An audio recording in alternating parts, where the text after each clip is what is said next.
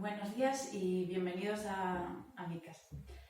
Me he traído las plantas desde el jardín, pues un poco para que sea un poco más fácil la presentación y sobre todo, bueno, lo que yo quiero con este ratito es compartir mi experiencia y lo que yo he ido investigando, aplicando y aprovechando. Yo soy ingeniero agrónomo de formación y bueno, pues me he dedicado durante los últimos 5 o 6 años a lo que es el cultivo y la experimentación de las plantas, tanto a nivel de sabor como de propiedades. Mucho también colaborando con diferentes chefs y de todo eso pues hoy quiero compartirlo con todos ustedes. Por eso, de lo que yo digo, lo único que les puedo recomendar es que lo experimenten y que les sirva de punto de partida o de incorporación de lo que ya saben o de lo que ya pueden experimentar. ¿Cómo se va a basar esta presentación? Pues voy a hablaros principalmente de plantas aromáticas en dos grupos. Uno, las de la familia de las mentas, que se llaman labiadas. Luego voy a hablar un poco de la familia del perejil y del cilantro, que son las umbelíferas. Luego voy a hablar un poco de los allium y también voy a hablar un poco de guindillas y de otras, como por ejemplo son la caña santa, el jengibre o la cúrcuma. Empezamos, bueno, pues quizás el punto de inflexión para mí es preguntarte, bueno, ¿y por qué hay plantas que tienen sabores más neutros y plantas que tienen sabores más intensos? Y bueno, lo primero es decir que las plantas aromáticas vienen sobre todo de la cuenca mediterránea, ¿no? Cuenca mediterránea normalmente son climas secos y áridos y lo que encontramos son muchas plantas que se han adaptado a esas condiciones. La primera familia que os voy a presentar son la familia de las mentas, como os decía, y que son familia de las labiadas. Se dice labiadas porque sus flores tienen forma de labios, es decir, tienen 3 pétalos en la parte inferior y 2 en la superior que están fusionados y que con flor. Todas estas flores de las labiadas, estamos hablando, también es la familia de la Myaceae, el tomillo, el romero, la salvia, la mejorana. Estas que son, por un lado, más leñosas, pues comparten los mismos patrones. Si se fijan, por ejemplo, a nivel de hojas, las hojas son hojas que se han adaptado a condiciones de agua muy escasas. ¿Qué hace esto? Que sean hojas aciculares, hojas alargadas, donde muy poca superficie de contacto con el aire, lo que hace que se reduzca la evaporación del agua y se concentre. ¿Y cómo se concentra y se protege esa evaporación del agua? Pues con esos aceites esenciales. De hecho, eso es lo que impide que se evaporen. Y por eso son aromáticas, pero no solo para este tema de supervivencia en cuanto al problema de la falta de agua, sino también como mecanismo de defensa. Las plantas ante un ataque, a diferencia de nosotros, no pueden salir corriendo, pero sí generan sustancias que impiden ser comidas. Estas sustancias, por ejemplo, son las que sus sabores se hacen fuertes y hace que, por ejemplo, todo lo que son los animales rumiantes o ciertas plagas no las consuman. Sin embargo, y al mismo tiempo son capaces de generar y de producir sustancias que atraigan insectos polinizadores que se alimenten de sus flores. Y esto no solo termina ahí, que esas moléculas y esos compuestos que repelen a los insectos que no les interesan, que repelen a esos rumiantes que tampoco quieren que sean comida, que atraen esos insectos beneficiosos como son las abejas, al mismo tiempo esos mismos compuestos son beneficiosos para nuestra salud. En todo este tiempo investigando es cierto que hay ciertas plantas que responden a los mismos patrones, pero me ha resultado muy complicado decir esta planta es únicamente para esto, esta planta es únicamente para esto. Lo que sí me doy cuenta es que, por ejemplo, dentro de estas familias de las labiadas, ¿no? las plantas aromáticas, mayoritariamente son digestivas, antisépticas, antibióticas, estimulantes del sistema inmunitario y también relajantes o sedativas. No todas ellas de la misma manera y de la misma proporción, porque cada una funciona de manera diferente, pero sí nos ayudan a cuidarnos de manera medicinal, también a nivel de la piel, a nivel tópico. Lo que sugiero es que si alguien está interesado en alguna planta en específico, alguna propiedad en específico, que las investigue, y si no, pues que se utilicen también como que nuestro alimento sea nuestra medicina. Como plantas de esta familia, de las mentas, las más leñosas son el romero, la salvia, que es de hoja más gruesa, son todas de ellas hojas muy ásperas, el orégano, son hojas como pilosas, como si ya estuviesen prácticamente secas. El tomillo, de nuevo tenemos un tomillo que tiene una hoja pues muy chiquitita para lo mismo, ¿no? Para evitar esa pérdida de agua. Lavandas pues tenemos de diferentes tipos. Una lavanda que es más utilizada en perfumería y el lavandín, que a nivel culinario es mucho más interesante porque no tiene ese aroma tan potente. Cada una en sus diferentes características, con sabores y matices. Lo que sí es que, por ejemplo, la manera de cocinar también es común. ¿Cómo las podemos cocinar? Pues al inicio con lo que estemos cocinando, por ejemplo, en un salteado. ¿Por qué? Porque el hecho de, y esto es una conclusión un poco mía, de que según estas hojas se protegen con sus cutículas para evitar la evaporación del agua, si las ponemos en contacto con el agua no se desprenden, sino que para ello hay que ponerlas en contacto con materias grasas, ya sea mantequilla o aceites, y entonces ahí al saltearlas y sofreírlas, ese aceite se va a impregnar de sus aceites esenciales. Podemos, una vez que ya las hemos sofreído, añadir los ingredientes y dejarlo a lo largo de la cocción y al final retirarlo. Hay que tener en cuenta que tienen sabores muy intensos y que es muy importante las cantidades. Dentro de esta misma familia tenemos también otras que son de hojas mucho más livianas, frescas, finas, y que a diferencia de las anteriores, sus estambres están mucho más abiertos, transpiran mucho más, es decir, son plantas de sombra. Aquí hablamos de la hierbapuerto, de la menta, de la melisa, de la albahaca incluso, porque también es una planta que está entre medias. Digamos que aquí nos vamos al lado opuesto.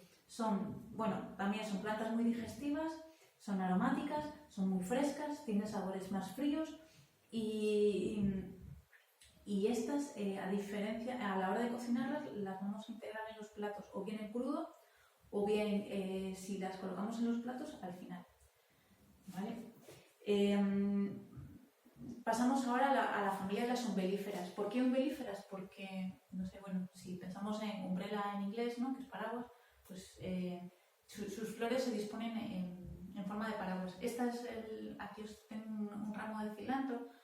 Fijaros, esta es la flor y esto es lo que ya ha dado un paraguas de semillas. Es muy interesante porque esta familia se aprovecha de diferente manera cada una de las partes y encontramos diferentes matices. Dentro de los umbelíferas tenemos el cilantro, tenemos diferentes tipos de apios. Yo aquí he traído un apio que es más fino, un apio rojo, un apio de tallo mucho más grueso. Muchas veces me preguntan, y claro que en los mercados normalmente el apio es como que solo está el tallo y la hoja no está. ¿Se come? Sí, podemos comerlo. El perejil y el cilantro. Curiosamente, en 25 gramos, por ejemplo, de perejil encontramos el mismo hierro que hay en un filete de carne. Y el 75% de la cantidad de vitamina C que necesitamos ingerir al día. Pero es que además contiene calcio, contiene vitaminas, y lo interesante de estas plantas es que son mucho más asimilables porque son complejos más simples que, por ejemplo, en carnes o en pescados. Algo que es importante tener en cuenta. Las umbelíferas son más ricas en fibra que quizás las otras, ¿no? Y el consumo tienen unos matices más anisados, son más frescas y anisadas. Tenemos la hoja, tenemos la flor, que en cilantro vamos a encontrar, yo siempre sufría mucho, ¿no? Bueno, sufría, ¿no? Porque cultivaba el cilantro y en muy poco tiempo se iba en flor y entonces ya no tenía qué podía hacer. Y empecé a probar la flor y te encuentras la misma potencialidad de sabor, pero más intensificada y más dulce. Pero no es solo eso, sino que en ese proceso de maduración de la flor hacia la semilla, lo que nos encontramos son semillas en verde que contienen una gran cantidad de agua y que tienen muchísima frescura. Y que la experiencia va a ser mucho más potente porque supone como bolitas concentradas de cilantro que explotan en la boca y que complementan muchísimo el sabor. Bueno, como sabéis, entre el cilantro siempre hay ese amor y odio, pero que también es un proceso cultural de descubrirlo. Una vez que se pasan de verde a seco, estas semillas son mucho más, pues ya cambian, son más anisadas, todavía más anisadas, más a madera, sabores más a madera, alcanforados, y sus usos son ya más como especia que como hierba. Y eso ocurre, por ejemplo, también con el hinojo, con el anís, que pertenecen a la misma familia, con el eneldo. Nada tiene que ver, o sí, pero siempre que encontremos las semillas nos vamos a encontrar unos sabores más especiados, más intensos, mientras que en hoja van a ser más frescos. Seguimos y bueno, manteniendo los puntos anisados, está el estragón, que es una hoja más alargadita. Este es el estragón ruso. Y también propiedades digestivas, se combina muy bien con carnes, con pescados, con verduras, ¿no? La mostaza de Dijon me viene a la cabeza. Y que también se puede consumir en fresco, pues se puede secar. Vale, ahora os hablaré también de la conservación, pero antes quiero presentaros, por ejemplo, bueno, sabéis que digamos mi foco son siempre las flores, o casi siempre, y esta planta también es muy interesante porque os presento el sungiku, es un japonés que tiene sabores cítricos potentes y que es de la misma familia que el crisantemo que aquí con el que veneramos a los muertos, que curiosamente en Asia la flor del crisantemo es la flor de la inmortalidad. Y bueno, pues que los crisantemos son comestibles, son muy interesantes porque tienen sabores muy potentes, muy ácidos, cítricos, anisados, con mucha potencia y electrizantes, podemos decir. Son de la misma familia que las margaritas y que la flor eléctrica tan conocida. Y curiosamente, y probando, lo que estoy descubriendo es que, por ejemplo, flores como la magarza o plantas como la magarza, cuando masticamos su hoja, tiene esa sensación también que nos duerme la lengua y sobre todo que nos abre el paladar y que resulta también una experiencia muy interesante para descubrir. Y ya estamos hablando de plantas endémicas de la isla que también tienen ese potencial y que a veces no nos paramos a probar. Otro de los grupos con los que quiero hacer una pequeña presentación también son las cebollas. Si las aromáticas son sabores y aceites esenciales más perfumados, en lo que predominan en la familia de las cebollas, puerros, cebollinos, ajolinos, cebollino chino, un montón de ellas, es ese sabor azufrado, que evidentemente los animales normalmente van a huir de él. Sin embargo, nosotros, pues ya sea por sus propiedades beneficiosas para el organismo, ya sea porque lo transformamos, pues lo estamos consumiendo y nos beneficiamos de él. Fijaros, esta es la flor de la cebolla, una vez al año, primavera normalmente, este año se ha adelantado, el año pasado era mayo. Pues se componen estos pompones florales y lo que ocurre con esta flor es que vamos a tener el picor de la cebolla con una gran intensidad de sabor y en la que simplemente con unos granitos que utilicemos pues nos va a aportar esa frescura y esa apertura en boca que nos aporta la cebolla. En cuanto a cebollinos tenemos, por ejemplo, este es un cebollino, es una mala hierba de aquí, que realmente lo de mala hierba, bueno, son plantas adventicias, ¿no? Pero realmente la capacidad de propagación que tiene esta planta la he visto muy pocas veces. Su raíz es un ajo, pero es un ajo que se va abriendo y entonces se dispersa con gran facilidad, pero también se multiplica por sus semillas, lo que hace que sea muy persistente. En cuanto a su sabor, es muy intenso, picante y con un cierto toque dulzor, pero al final resta ese sabor a azufre. Si os fijáis en las hojas, os he traído aquí unas pocas, son hojas muy anchotas y muy fibrosas. Alguien me habló una vez que en La Gomera o en el Hierro lo utilizaban para hacer sopas, son comestibles. O sea, es igual que utilizar una cebolla o un cebollino. Fijaros, este es pues, un primo más domesticado, ¿no? Este es el cebollino chino y fijaros, el tallo es pues, mucho más finito. Sí que es verdad que también es un poco más fibroso y que esto, por ejemplo, también lo podemos cocinar. Lo podemos comer en fresco, pero también lo podemos cocinar. Aquí tenemos el cebollino normal, que digamos que de todos ellos es el que tiene un sabor más neutro, yo diría. Y fijaros, aquí tenéis la flor del cebollino, pues ahora en primavera empieza a salir en flor, de estas flores salen sus semillas. Si aprovechamos estas flores, además que normalmente pues dan gran cantidad, pues podemos utilizarlas, por ejemplo, para hacer un macerado en vinagre, en el que va a aportar su color y su sabor. Y esta es la tulbargia, que se conoce ahora mucho más por su flor. Fijaros, también estamos dentro de la misma familia, colores violáceos, aroma azufrado, pero más dulce y delicado que las otras. Y fijaros la preciosidad de sus hojas. Esta planta viene de África del Sur y bueno, su propagación es igual y demás, su sabor es más interesante y bueno, pues interesante para su uso en cocina.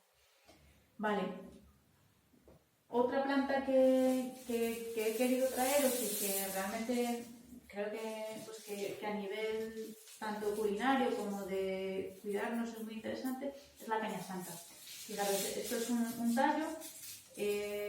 Normalmente pues en las casas, sé que aquí en las islas pues lo que se utiliza es pues las hojas que se hacen en agüitas, ¿no? Pues o bien se enrollan y se ponen en una decocción. Es increíble porque simplemente este gesto ha soltado su aroma cítrico. Pero donde mayor concentra su potencial de aroma y de sabor es en la raíz, en el tallo, perdón.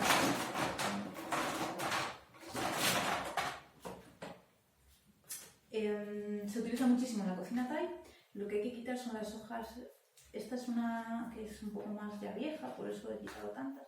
Y lo que debemos hacer es quitar todas las que tengan una rigidez excesiva y ya cuando lleguemos a esta parte que es más fresca, pues lo podemos cortar en juliana.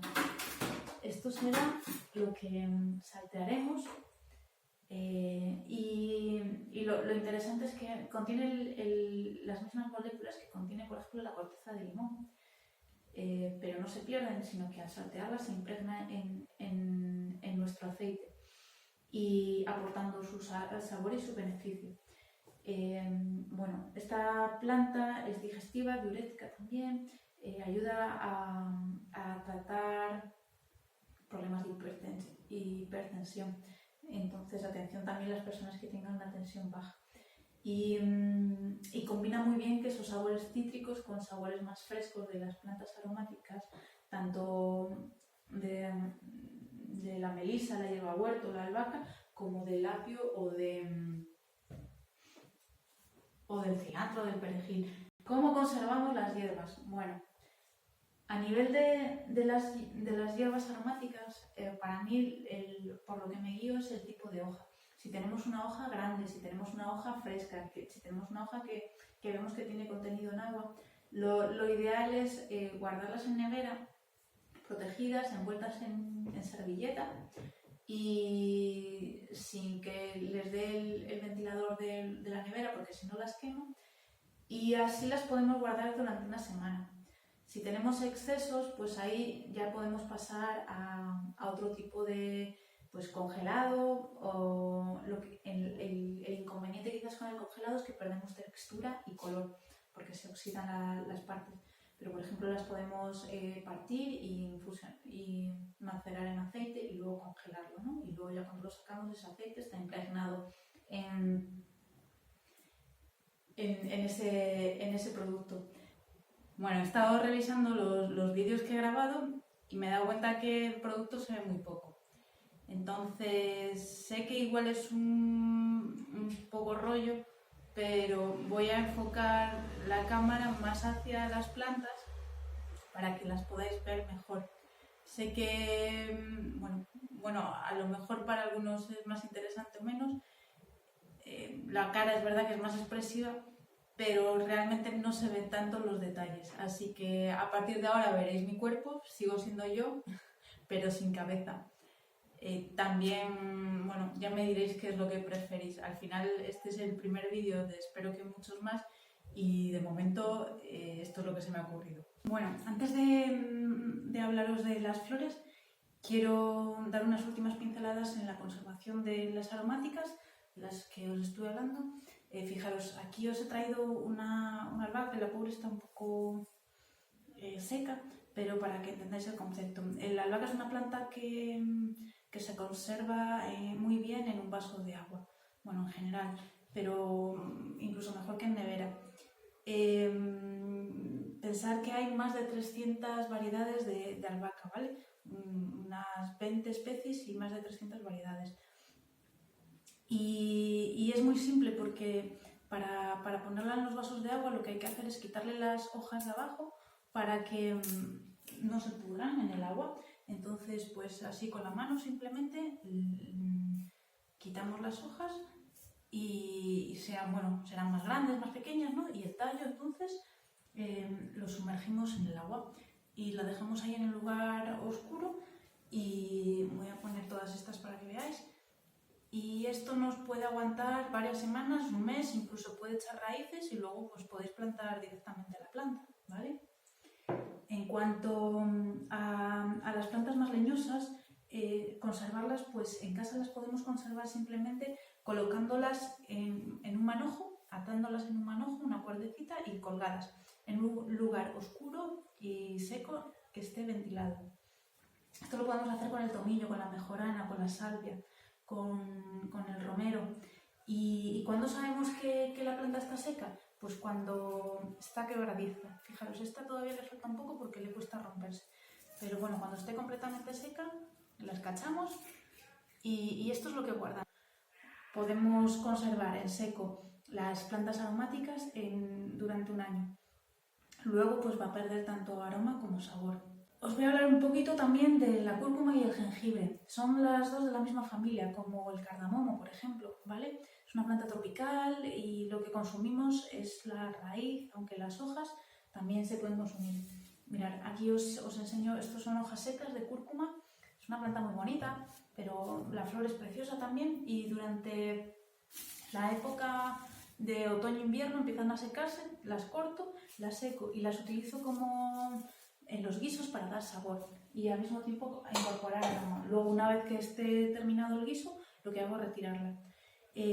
La cúrcuma es muy aromática. Fijaros, voy a cortar un poquito y bueno, es el colorante alimentario que se utiliza para el curry. El color se lo da, fijaros, esto se queda amarillo, ¿lo veis? Bueno, tengo las manos de cortar plantas, pero se queda amarillo y es difícil de quitar. Es un colorante alimentario muy potente y al mismo tiempo conservante también. En cuanto al sabor, en fresco la textura es crujiente, sabor terroso, acidulento,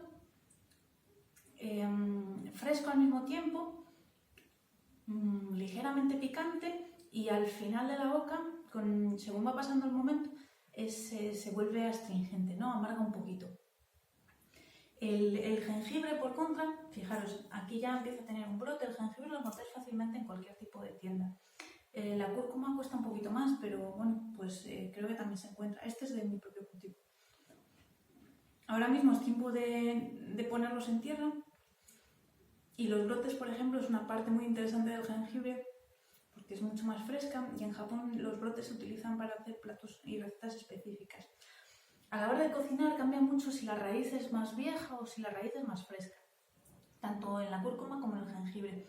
Esta raíz pues ya veis que está como arrugada y lo que pasa es que, pues que para utilizarlo, tanto en fresco como en seco, pues yo le quito la piel.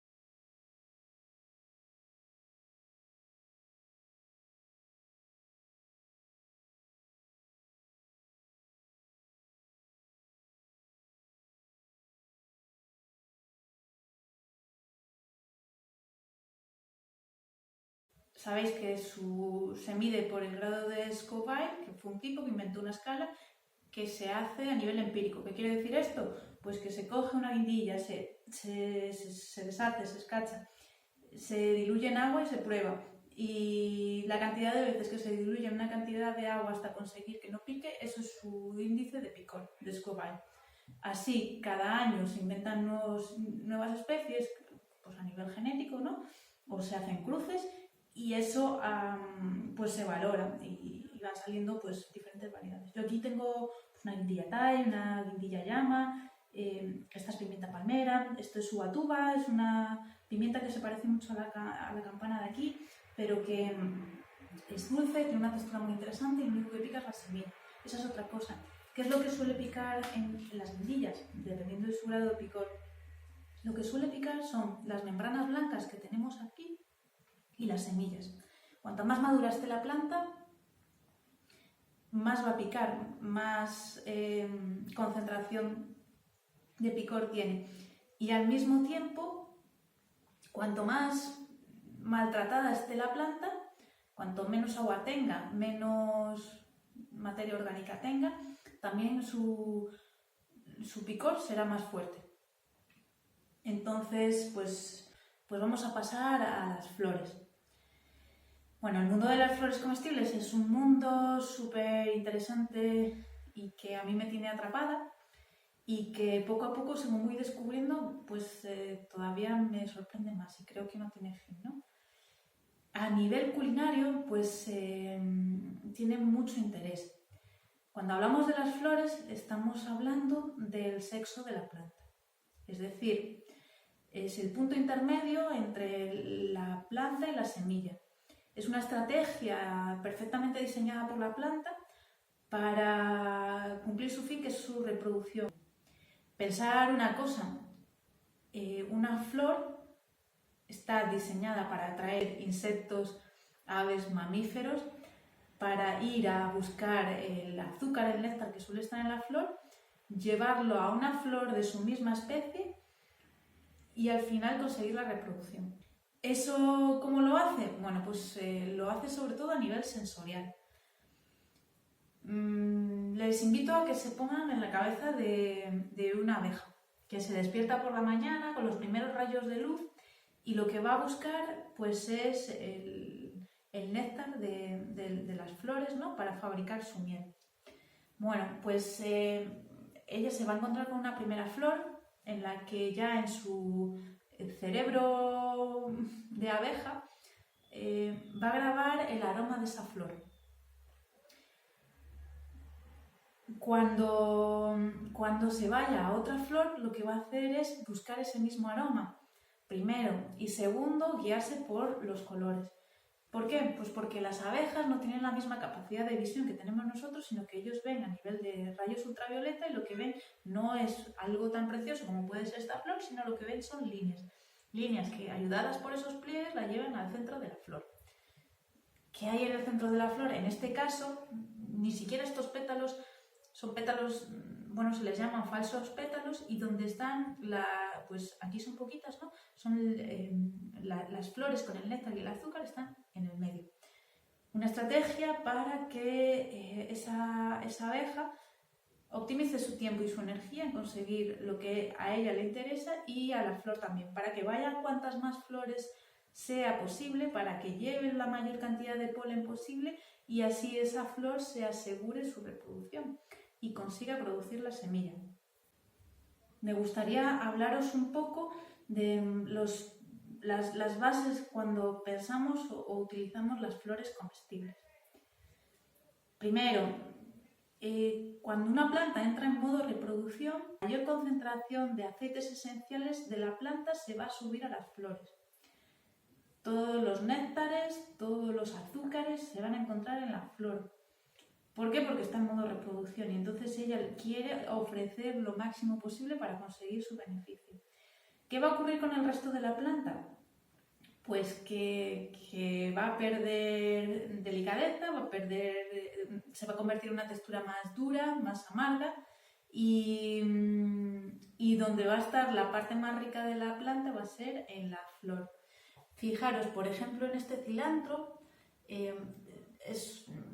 lleva ya aquí 2 días, la parte baja, fijaros que las hojas son muy chiquillitas, a diferencia de cuando la hoja está en modo hoja, ¿no? Que son las hojas más grandes, y ahora lo que hay es una gran cantidad de flores que además cuentan con una especie de soporte donde, si os fijáis, el polen fácilmente cae y donde ahí la abeja se posa para consumir ese néctar. De ahí pasa a la semilla y en la semilla, pues digamos que la planta identifica que ha cumplido su misión y se seca. Bueno, que una flor sea comestible no quiere decir que nos guste. Y que esto es muy importante porque algunas flores tienen pues sabores amargos. Por ejemplo, la flor de la caléndula es una flor comestible que además es muy medicinal, muy antiséptica, tiene muchas propiedades medicinales también para el tracto digestivo y para nuestro sistema inmunitario. Sus pétalos son amargos. ¿Por qué llamó la atención de todo esto? Porque antes os estaba diciendo que tienen ese dulzor, pero al mismo tiempo tienen esta parte amarga. Antes de utilizar una flor hay que primero conocerlas, identificarlas y luego probarlas y saber qué cantidad podemos colocar. ¿Por qué? Porque puede estropear un plato. No sé si saben que cuando estamos sentados a la mesa y nos llega un plato, lo primero que nos entra es la información visual y ese es el 70% de la información que nos llega. Si eso nos entra por los ojos y nos gusta, empezamos a salivar. Pero si luego no hay una armonía entre lo que vemos y comemos, pues puede ser un chasco. Yo voy a empezar ahora a enseñaros un poco cada una de las flores y os las voy a describir un poco. Voy a empezar de menos intensa a más intensa. La flor de la borraja es una flor de 5 puntas. La borraja está considerada una mala hierba, pero también es una planta muy medicinal, que sobre todo sudorífica, se utiliza para bajar la fiebre, y que sus hojas, sobre todo en La Rioja y en esa zona de Navarra, se utilizan como una verdura, que realmente es una verdura finísima. Simplemente cocinadas al vapor, un poco de aceite, ajo y vinagre. Deliciosa. Sus flores son unas flores, bueno, es una de las plantas, normalmente para su consumo, pues podemos dejar el pedúnculo. Tiene pues, pelillos que, bueno, pues hay personas que le puede ser desagradable, pero también es comestible. Y si no, pues la podemos dejar así también. Los sabores. Es una flor que le caracteriza el sabor a ostra, de manera potente, aromáticamente, es muy sutil y también a pepino. Su tiempo de conservación es muy escaso y también hay que tenerlo en cuenta a la hora de conservarlas. Hablando de conservaciones, ¿cómo conservamos las flores? Voy a ir saltando un poco como las abejas, ¿vale? Fijaros, aquí tengo unas flores del resto y simplemente la mejor manera o lo que yo mejor recomiendo es colocarlas en un tupper, en la nevera, una temperatura entre 4 y 5 grados, no por debajo. Y incluso hasta 6-7 grados no pasa nada. El problema es que por debajo se van a quemar, ¿vale? Siempre que no les dé el aire, siempre cerradas y en el interior colocar una servilleta que absorba la humedad. Si hay flores de diferentes especies, vigilarlas y retirar aquellas que contengan hongos o que contengan humedades porque van a estropear el resto. Ir utilizando aquellas que vean que se van degradando con mayor facilidad, pues las que tienen los pétalos más finos, las que ven que se van oxidando más y el resto pues las pueden ir guardando. Otra cosa que pueden hacer es también separarlas, hacer una mezcla de pétalos y así pues también esa es una manera de aguantarlas durante más tiempo. Venga, de sabores delicados pues vamos a ir ahora a la flor del pensamiento. Bueno, esto es una viola. Los pensamientos son más grandes, ¿vale? Esto es una viola. Tiene pues 5 pétalos y lo que yo os invito es que os pongáis en el cuerpo o la mente de esa abeja que va buscando el polen diario y que es una flor que no tiene mucho aroma, pero que esa parte visual es muy llamativa. ¿Por qué es muy llamativa? Porque volvemos a esa parte visión ultravioleta, vemos las líneas y si utilizamos un poco de la imaginación vemos cómo esas líneas nos llevan al centro, pero que simulan el cuerpo, la parte superior del insecto.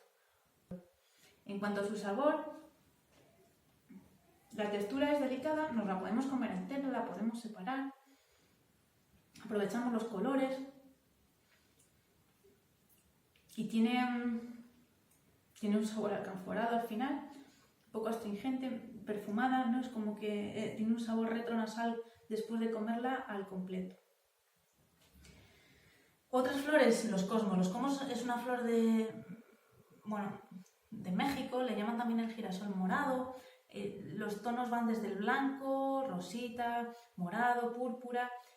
Una flor muy interesante porque se puede comer al completo.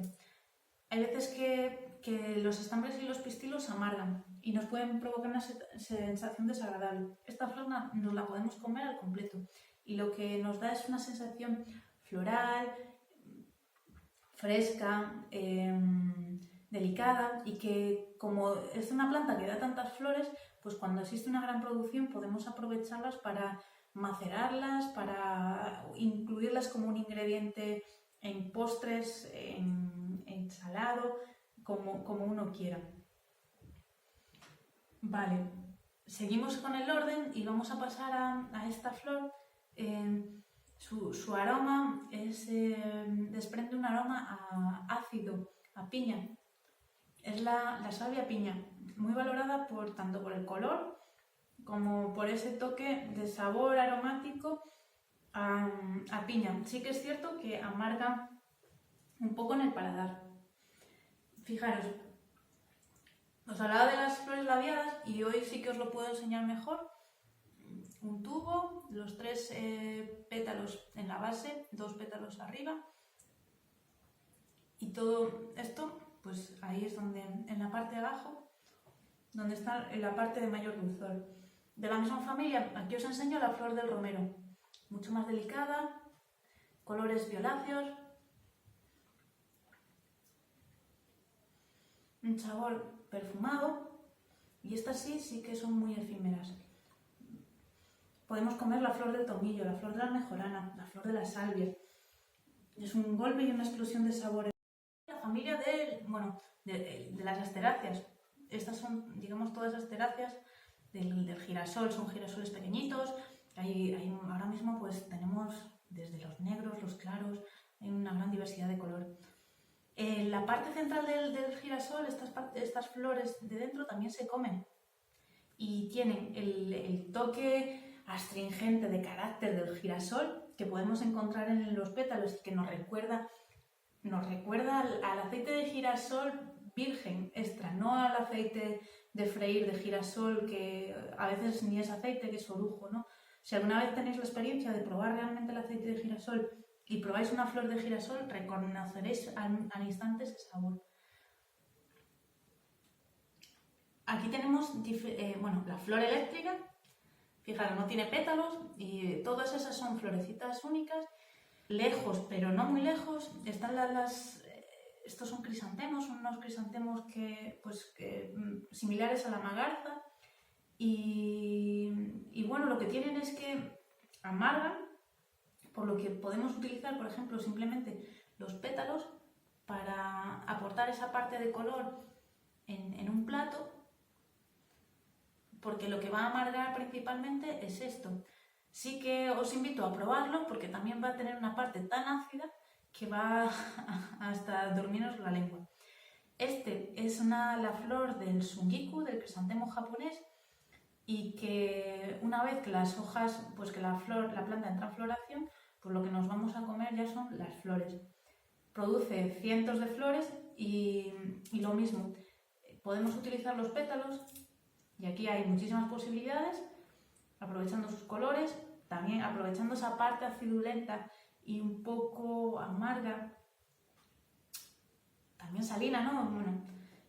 De la flor para la cocina, ¿no?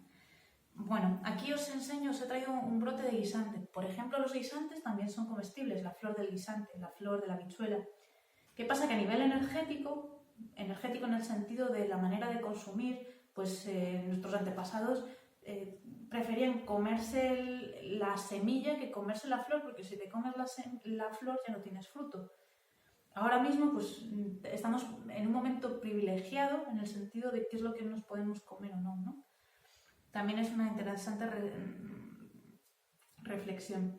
Misma familia también de los girasoles, estamos con los tajetes. Los tajetes quizás es la flor que más todo el mundo conoce, pues porque son las flores eternas, ¿no? Sus pétalos pues los vemos por todos lados, por esa parte que tiene también de colores. Los hay más oscuros, más claros, fijaros este más pequeñito. Y tienen un toque anisado y también muy cítrico. Y estos sí que también son un poco amargos. Para mí es una flor que me gusta mucho y que antes pues me echaba un poco para atrás esa parte amarga, pero que también tiene su sentido. Aquí os traigo las rosas. Las rosas son comestibles, todas las rosas son comestibles, pero sí que es verdad que en toda la diversidad de flores, de rosas que se crean y que se siguen experimentando, no todas nos van a agradar, sobre todo a nivel de textura en paladar y de sabor. Hay una cosa que los colores son muy importantes, y lo que me he dado cuenta es que colores, por ejemplo, en las rosas y en muchas otras flores, cuanto más oscura es la flor, más concentración de amargor tiene, más taninos encuentro en la boca y más asperezas, más astringencia en el paladar. Entonces, pues es algo muy importante a considerar. Podemos utilizar las flores, pues por ejemplo, para macerarlas en agua macerarlas en agua durante 24 horas y utilizar ese agua de rosas para cocinar. Me vuelvo a saltar una aromática. Os traigo aquí flores de albahaca Thai. Os hablaba de que en las albahacas hay unas 200 variedades de albahaca. Yo en la finca tengo como unas 6, 8, dependiendo del momento. Esta es la albahaca Thai, muy anisada. Simplemente su aroma nos lleva a ese punto de anís. Y cuando comemos esta flor es anisada, pero al masticarla se pasa por amarga, ácida. Es un golpe en el paladar. Está hecha para personas que quieran experimentar sabores, no es algo tan simple. Esta es una mini de dientes de león, también es comestible, también es medicinal. Mientras que las hojas son muy amargas, se utilizan como plantas depurativas, la flor no lo es tanto y se puede consumir tranquilamente en ensalada, sus pétalos. Os he traído aquí también otra flor, la flor de la zanahoria, en diferentes versiones. Si os fijáis, son uvelíferas, misma familia del cilantro, del apio. Produce millones, todo esto son flores y cada flor individual está en proceso de dar una semilla. O sea que si pensamos también en el aprovechamiento de las plantas, normalmente tenemos la zanahoria de consumo ecológico. Si tenemos la suerte de que nos llegan las hojas, también las podemos utilizar, podemos hacer sopas, podemos aprovechar su sabor. Y cuando la planta entra en flor, lo que nos encontramos son pues estos paraguas compuestos de cientos de florecitas, que es verdad que son un poco astringentes, pero tienen un sabor terroso que resulta muy interesante. Pero es que podemos ir un poco más allá. La flor es más blanquita, si las veis aquí, ¿vale? Estas son todavía las flores donde se encuentra el polen. Aquí hay una araña. Y luego se va configurando, una vez que ya han sido polinizadas, pues se van configurando las semillas. En este estado nos vuelve a pasar algo parecido al cilantro, que tenemos una cierta frescura con esos matices del corazón de ¿sabéis esa parte dura de la zanahoria del centro? Pues lo encontramos aquí. Supongo que conoceréis esta hoja y esta flor. Estoy hablando de la capuchina. La capuchina aquí en Tenerife crece en los barrancos, en la zona norte, una planta que se trajo de América. Pues servía para tratar el tema del escorbuto. Y aquí me voy a que el escorbuto la gente moría por falta de vitamina C, porque en los barcos pasaban muchos días sin comer verduras, y las capuchinas les permitían comer, abastecerse de esa parte verde donde están sobre todo vitamina C. Vitamina C, hierro, por la cantidad de clorofila que hay en las hojas, provitaminas, betacarotenos, calcio, potasio. Eso se encuentra en los colores verdes, en las hojas verdes. Estas hojas tienen un cariz picante y cuanto mayor sea la hoja, cuanto más vieja, por decirlo así, más picante, ¿vale? Cuanto más pequeñita sea, más fina, pero va a tener ese toque picante. La flor es fantástica porque pues, hay tantos colores. Me encanta porque en la finca se van tomando, ¿no? Fijaros, aquí 4 y 4 de colores diferentes. Es una especie de bañera para la abeja donde entra, se baña y se lleva el polen.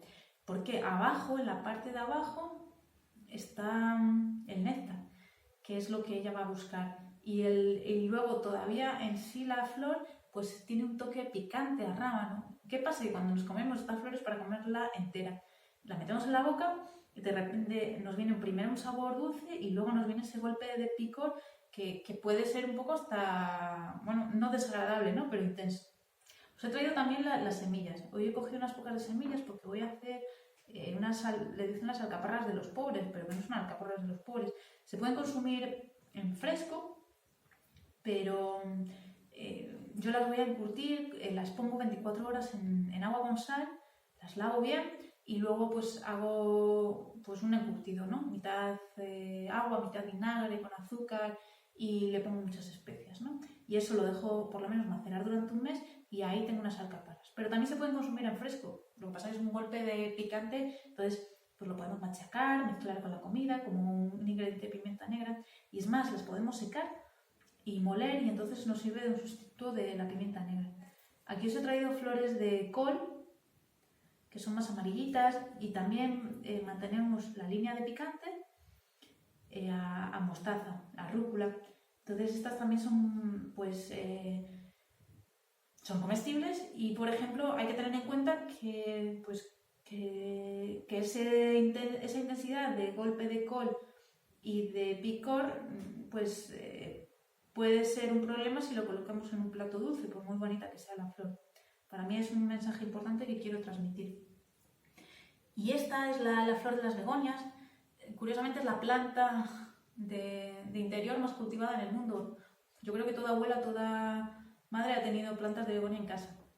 Las mías las han tenido. Y te sorprende, ¿no? Cuando te pasas toda la vida viendo una planta como ornamental y resulta que es comestible. Es como comerte una manzana Granny Smith y disfrutarla en el paladar. Así que os invito a probarlas. Y ahora que invito a probarlas, os he enseñado un montón de flores que posiblemente hayáis visto en vuestros parques y jardines, o que hayáis visto en la calle, o que hayáis visto en las cunetas. Claro, ahora entra un dilema, digo, bueno, ¿y qué hago? ¿Me voy a un jardín a robar flores, no? Porque de momento existen por muchos lados, pero no sabemos qué tipo de productos están utilizando para que las flores estén tan bonitas. Es decir, consumir flores y poner flores en los platos cuando es la parte de la planta que mayor intensidad de todo lo que está en la flor, si hemos tratado tanto con productos minerales como productos agrotóxicos, es donde mayor concentración vamos a tener y entonces al final la flor se va a convertir en un veneno para nuestro cuerpo. Por eso no podemos consumir flores de parques y jardines, tampoco porque no sabemos si un perro me ha dado encima, o el vecino, o porque no sabemos lo que se está haciendo. Consumir flores supone tener vuestro propio jardín comestible, al que os invito a que empecéis ya, y porque tendréis una experiencia formidable al ver la cantidad de producción que vais a conseguir, y si no, comprarlas de productores ecológicos. Atención a las personas que tienen alergias, sobre todo alergias al polen. Bueno, pues para terminar, pues que esto a nivel de flores, semanalmente yo publico en mi blog, mijardinsecome.com, en la parte del blog, una entrada principalmente relacionada con una flor o temas vinculados con el uso, aplicaciones de las flores comestibles en nuestras vidas. Os invito a que echéis un vistazo también en la web de Ule y Mantel, de Francisco Belín, donde semanalmente también colaboro presentando un artículo. Allí vais a encontrar un montón de detalles sobre muchas ya de las flores que os he presentado incluso también entrando más en detalle en lo que es la combinación de los alimentos, en lo que es el uso, mucho más también en detalle de las propiedades, de las curiosidades. Así que bienvenidos a este mundo apasionante de las flores comestibles y espero seguir comentando más aventuras sobre ellas.